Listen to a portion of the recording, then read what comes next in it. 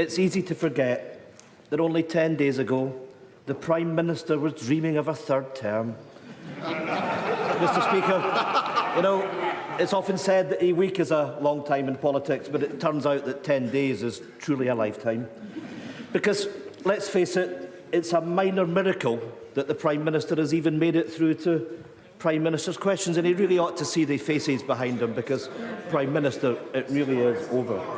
The Prime Minister is desperately clinging on to his own fantasy, but the public can't afford to put up with this farce of a government a minute longer.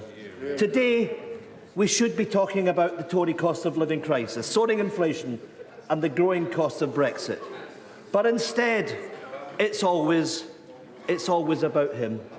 How many more ministers need to quit before he finally picks up his pen and writes his own resignation letter? Perhaps that's what he's doing now.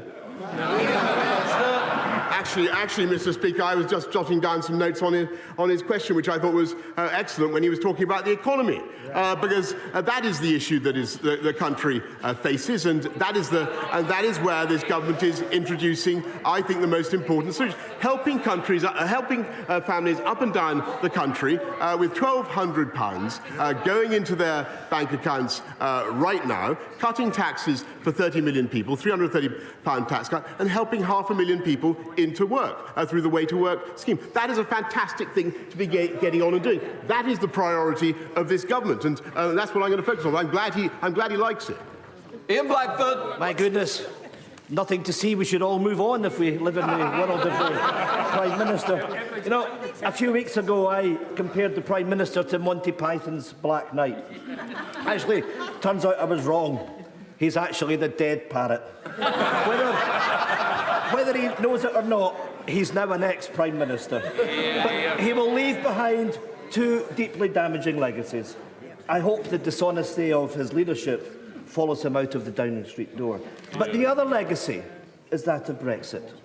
And that will stay, because I'm sad to say that the Labour Party now fully supports Brexit. Mr. Speaker, Scotland wants a different future, not just a different Prime Minister. So if the Prime Minister won't resign, will he call a general election and allow Scotland the choice of an independent future, free from the control of Westminster?